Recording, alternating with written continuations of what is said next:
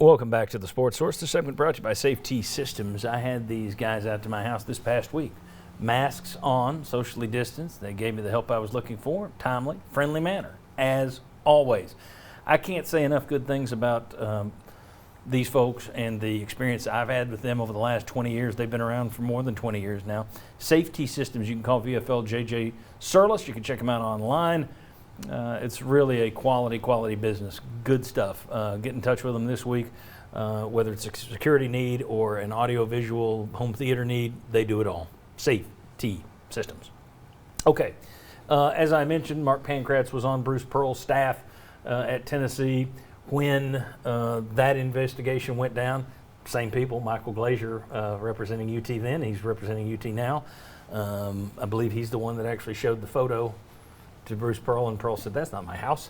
But my question to you is, as someone who lived under that, I mean, we often, as fans and media, we just cover these guys like they're random X's and O's. They're human beings. They got families. They got kids. They're hearing this. That's hell for them, I'm sure. What's it like? You were a young guy, not knowing where your career is going. What was that like living in limbo? Yeah, so it was brutal. Because, like you said, you're in constant explanation, constant worry, constant unknown. For a long time it was pretty good, relatively speaking, because Hamilton was communicating, hey, he's our guy, Pearl's our guy, we got his back. So it was easier internally to still recruit guys, meaning players were still working out hard because it was like he's our guy. And you're kind of in somewhat of a bubble. Now, this was 15 years ago. Bubbles have been burst by Facebook and Twitter and social media, but we can live in a bubble a little bit. But it was challenging. But the thing about that was, and I think this is for probably what's going on now, of if there's communication and there's already a family atmosphere, like when the lights come on, do the cockroaches go running, or is it a family, a bunch of soldiers that are locking arms, that are already working in the dark trying to figure out a way to it? What I mean by that is, you've seen Tennessee loses to Kentucky, they fire their D-line coach. That's an example of maybe it's all right, I'm looking out for myself. I'm passing blame as opposed to rallying the troops and say, all right, we're going to do this together. When I was coaching, gotta love him. I still talk to him every day. But Coach Pearl was about Coach Pearl in a lot of ways. And so that led to where when things started getting, Hamilton goes on the bus, we're on the bus to play Michigan, and we're no longer backed by our ID, you could just feel it in the locker room. It was like, all right, every man for himself.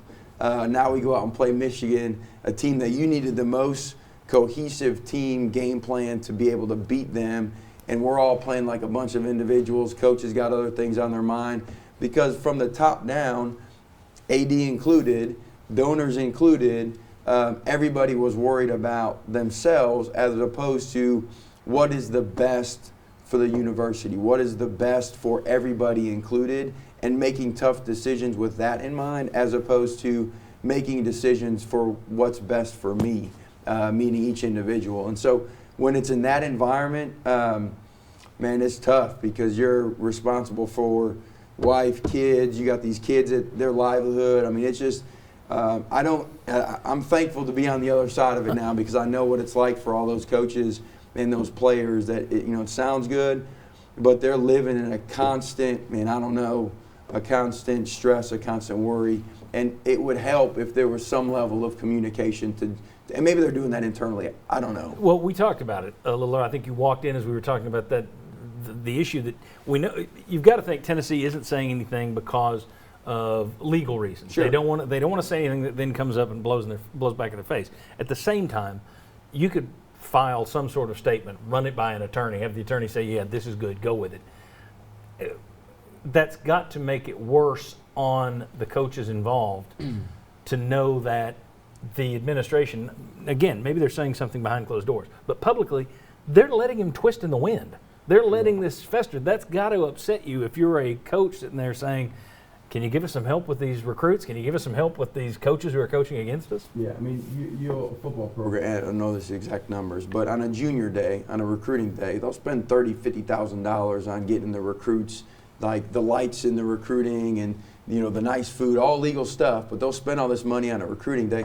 Yeah, they can hire an attorney to help them put out a statement that would cost maybe a couple grand, or I don't know, but they could do something. I don't know. I just think in times when it's difficult, the best thing that you can do is communicate. And maybe they're doing that internally, and I give them that grace and the benefit of that doubt. I don't know. But to what I think Bob was saying earlier, fans they pay a lot of money. They want to be a part of it. They'd like to have some clarity around what's going on as well. Externally, not internally, but externally, it's all any PR person would tell you, get in front of the story. Get in front of the story. Mm-hmm. Don't let someone else control the narrative. And right now, there's no narrative, which means you've got people on all sides controlling the narrative. The other part of it too is, if every new coaching staff or every new year the donor's getting called about, hey, donate here because we got this new great opportunity, but then there's not also communication on the front end when there's challenges. It's like eventually from a fan base you get to a point of like, not this again, man. Like I'll wait till this gets figured out and then y'all can come back. There you go, and that's dangerous. That's dangerous for a program long term. Okay, Mark, when we come back, I want to hear what people need to know about Florida. The Vols play the Gators Tuesday night. Scouting report next. Come on back.